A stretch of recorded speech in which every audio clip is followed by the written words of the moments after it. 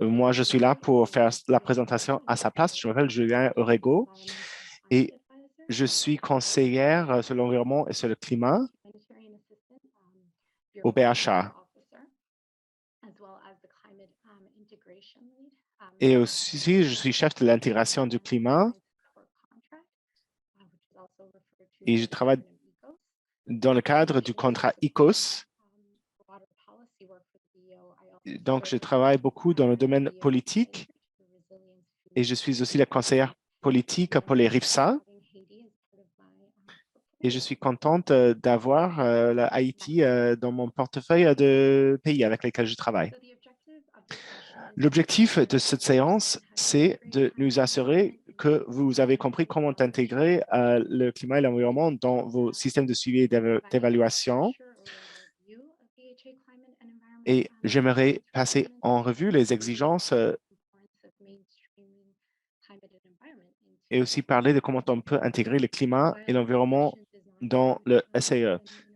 Cette séance va avoir des sondages et quelques activités interactives, mais je vais aussi vous demander de garder ces questions suivantes en tête pendant ma présentation. La première question, quels sont les enjeux les plus difficiles autour du climat et de l'environnement pour les RIFSA en Haïti? Et aussi, quelles sont les opportunités à venir pour intégrer le climat et l'environnement dans le suivi et l'évaluation, les systèmes de suivi et d'évaluation pour vos projets?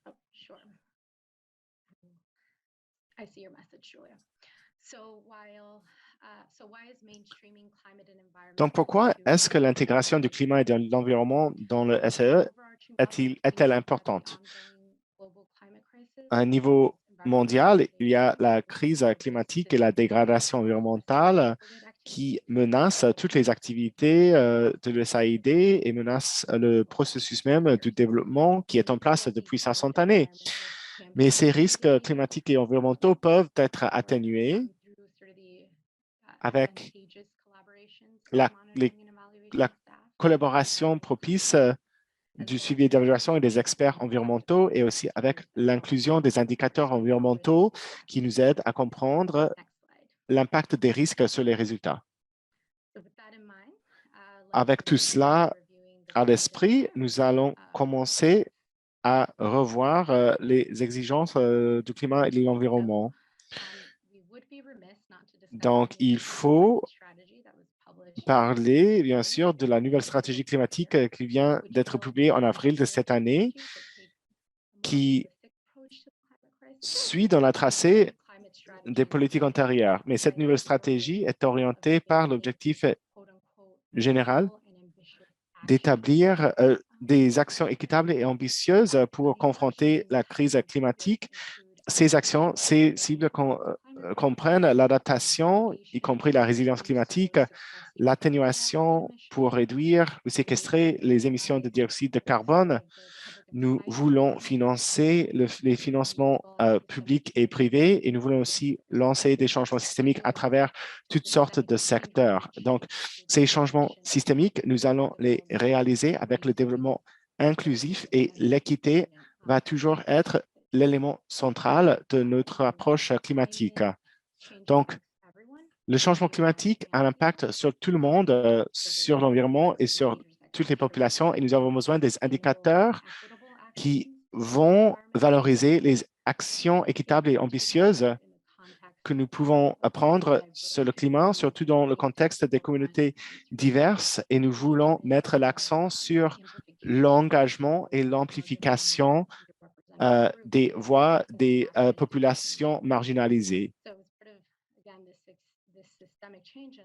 Comme partie de ces changements systémiques sur la stratégie climatique qui est dans les premières phases de mise en œuvre, il est important de se rendre compte qu'il y a beaucoup à venir en ce qui concerne le suivi et l'évaluation et plus spécifiquement, ça offre une opportunité spécifique pour ce projet d'Haïti.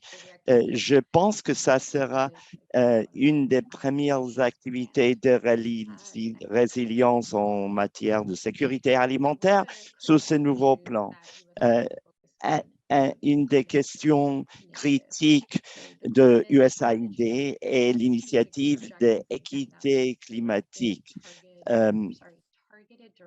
La stratégie, c'était une action directe ciblée et les changements systémiques sont appuyés par cet objectif de faire notre part, qui vise à transformer nos politiques pour pouvoir mettre en œuvre des améliorations durables et des opérations de rendre plus vert, de réduire les émissions carbone et de faire progresser la justice climatique.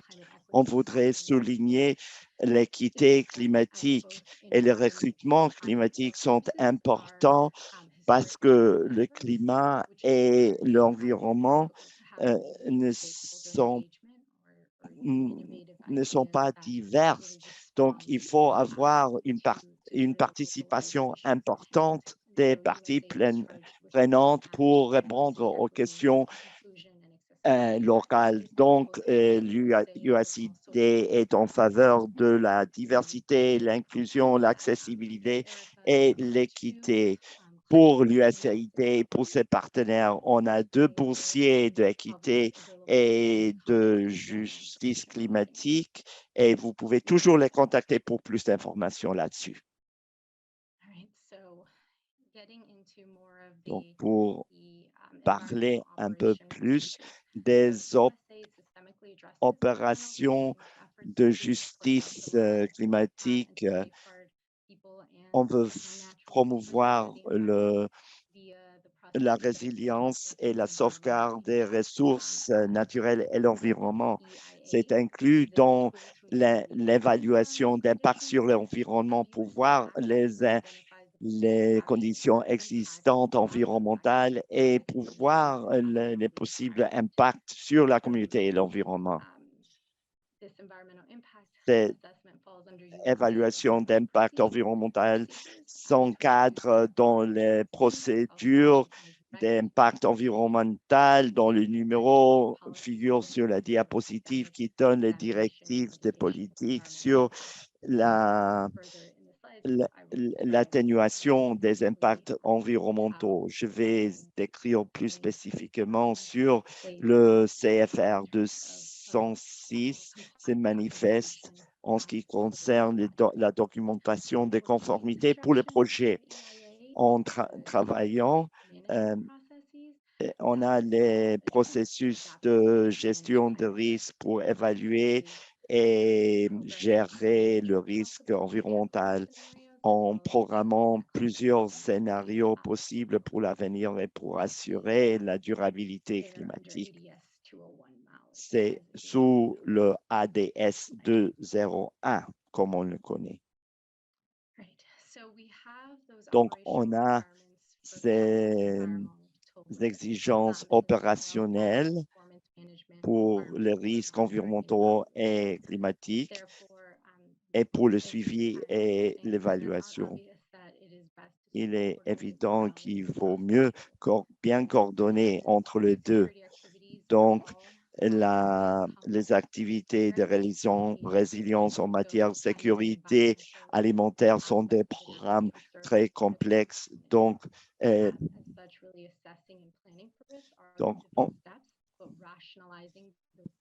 on va rationaliser les sauvegardes dans le suivi et l'évaluation. On veut pouvoir s'assurer que les objectifs du climat et de l'environnement soient atteints.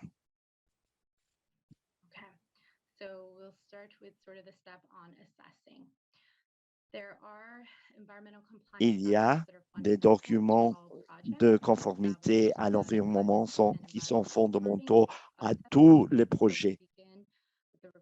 On commence avec une requête de demande, un examen initial environnemental avant l'examen préliminaire pour voir les effets prévisibles sur l'environnement. En plus de ça, et ça va de la main, USPHA a développé un plan pour l'Haïti qui étale ou qui étaye le risque pour un risque sous-national. Ce sont les documents de base en ce qui concerne les risques. Cette RFIEE est un outil nécessaire pendant la période de raffinement pour voir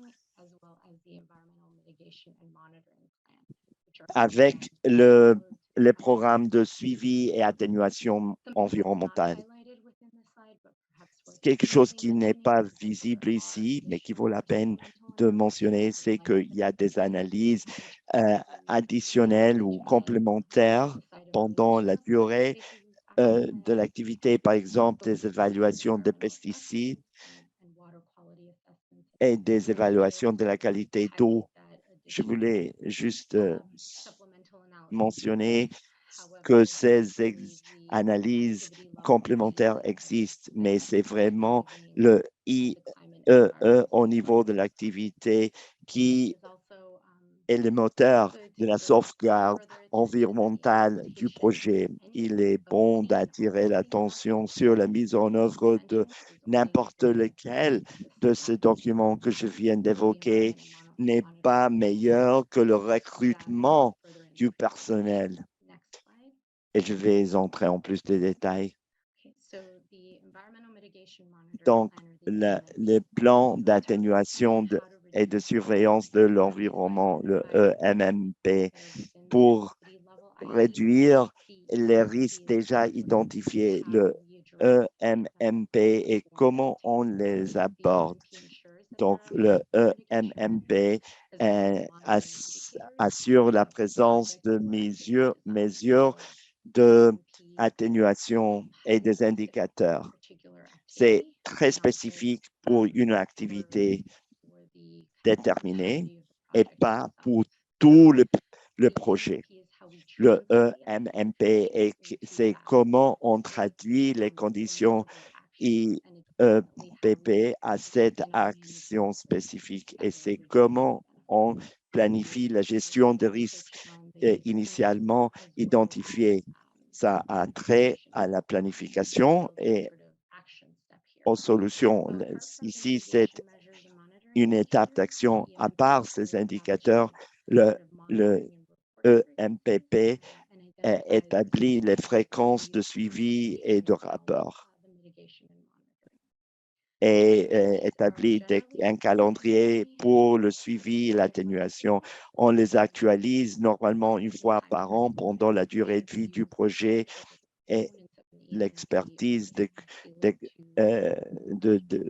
participants doivent s'assurer que le EMPP soit intégré au projet.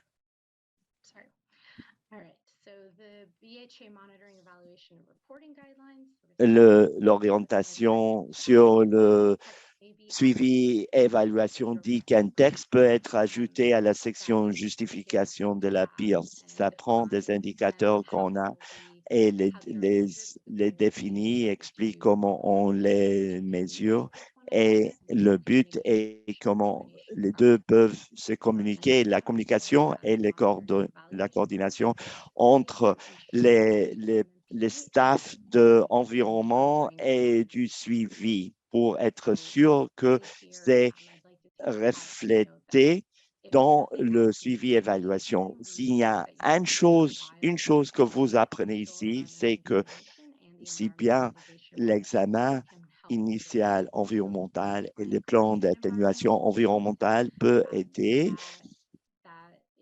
à la base, mais c'est le EMMP qui nous permet d'améliorer la qualité de la performance des actions et pour pouvoir bien les suivre et pouvoir établir les connexions fortes qui existent. Ça est illustré dans les prochaines diapos.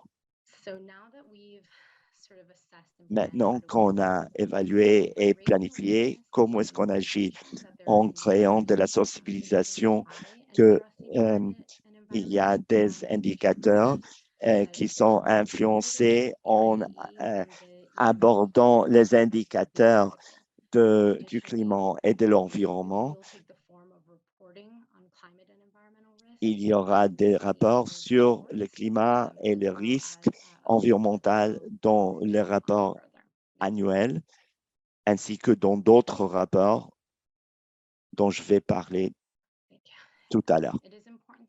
Il est important de noter que lorsqu'on parle du rapport annuel, il y a une liste de vérification de 9 points qui aident à guider les staffs de suivi et évaluation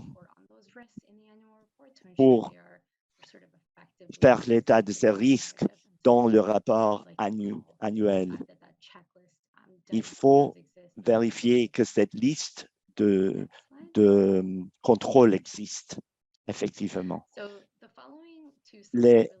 Ces prochaines deux diapos soulignent l'intention est de souligner les indicateurs standards du BHA, mais souligner le fait qu'il y a d'autres moyens qui doivent être considérés. Par exemple, pour les routes, on pense à combien de kilomètres ont été pavés, mais ça ne prend pas en considération les impacts adverses qui pourraient en résulter.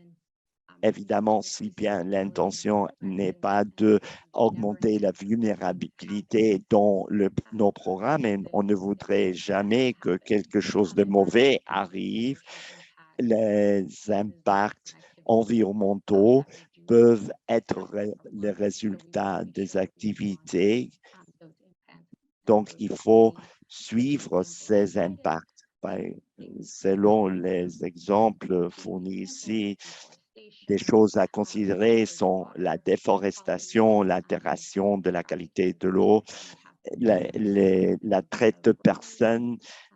Tout cela pourrait être le résultat de l'amélioration de la qualité des routes. Et ce n'est qu'un simple exemple. Et donc,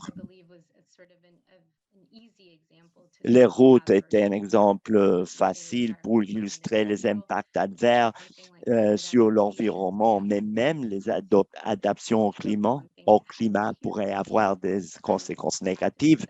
Par exemple, des pratiques qui,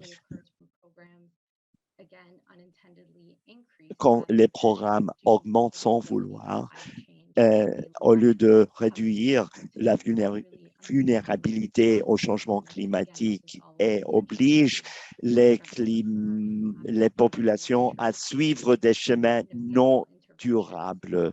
Il y a plusieurs interventions peuvent conduire à ces conséquences-là.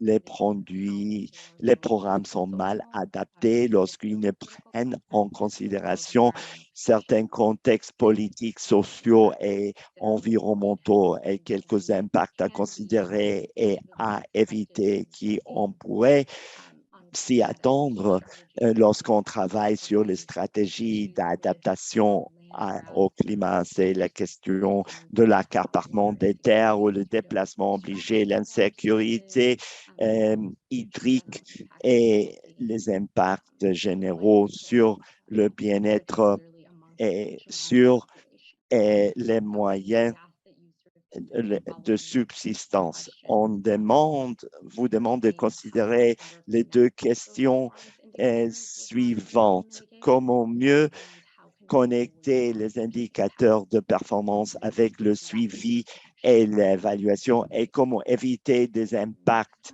adverses à travers une meilleure connexion avec ces indicateurs.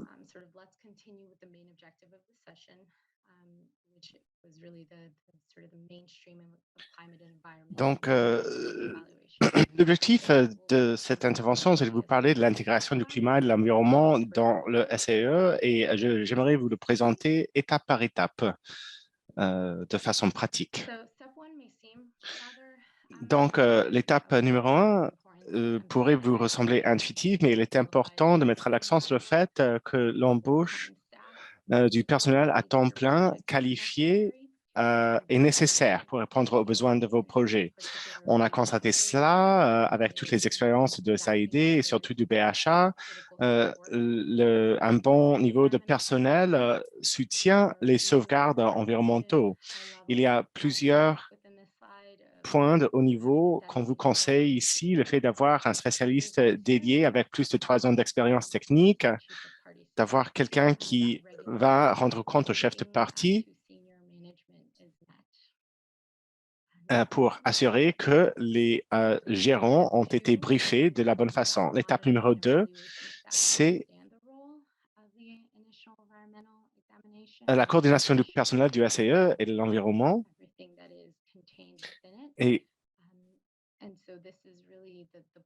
ici, j'insiste sur le fait que nous voulons éliminer les silos. Nous ne voulons pas mettre le personnel en silo.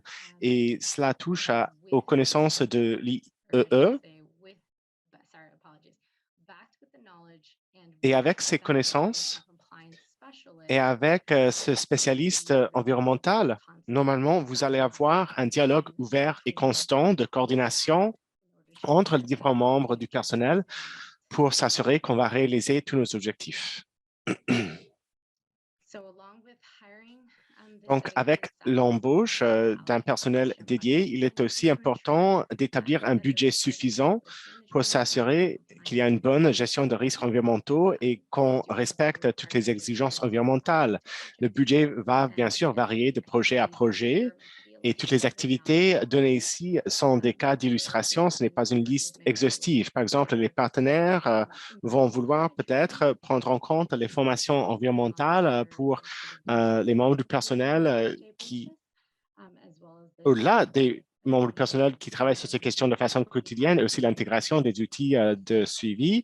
Nous avons vu une augmentation récente dans le nombre de RIFSA et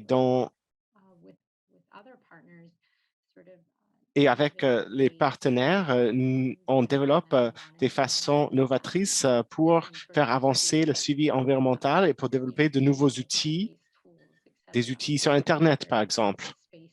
Donc, il y a de l'espace pour valoriser ce travail novateur et intéressant. Cette diapo est censée mettre l'accent sur quelques stratégies que les partenaires peuvent déployer pour s'assurer que l'environnement et le climat sont intégrés dans les plans du suivi et d'évaluation.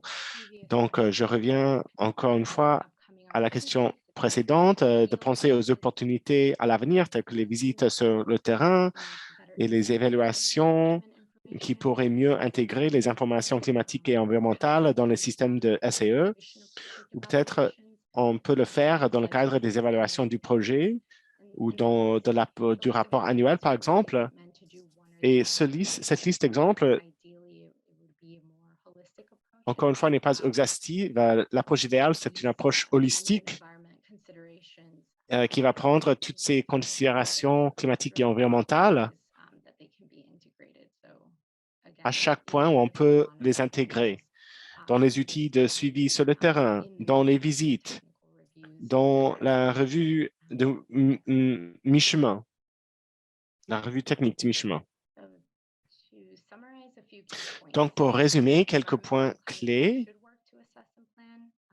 le personnel devrait travailler sur un plan pour évaluer les risques identifiés au niveau de l'IEE, l'examen environnemental initial, le plan d'atténuation et de surveillance de l'environnement est une étape critique pour mettre en œuvre l'IEE à travers le plan d'action. Il faut mettre en œuvre les mesures identifiées dans le MMP et il faut intégrer les résultats de l'MMP au système régulier de SEE et aussi dans les rapports. La prochaine diapo, s'il vous plaît.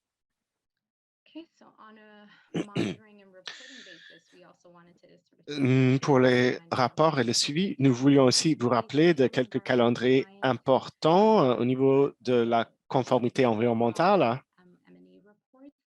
qui font partie des rapports sur le suivi et l'évaluation.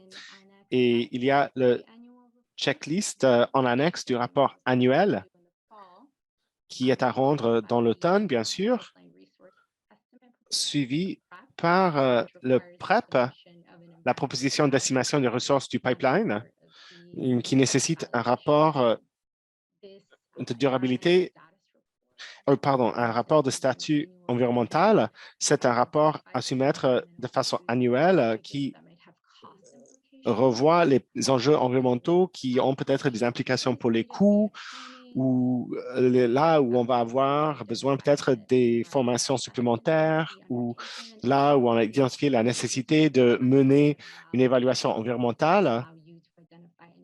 Et cela va vous permettre d'identifier des enjeux climatiques ou environnementaux critiques à valoriser et à intégrer dans les systèmes de suivi et d'évaluation.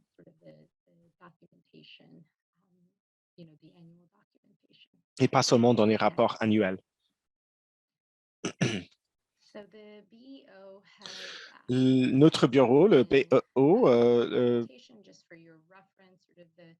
pour vos informations, vous avez les noms du personnel qui sont vos points de contact pour tous les sujets de conformité environnementale du BHA et aussi ceux qui soutiennent les missions. Et vous voyez, c'est une équipe assez robuste et nous voulons toujours dire que les lignes de communication sont ouvertes.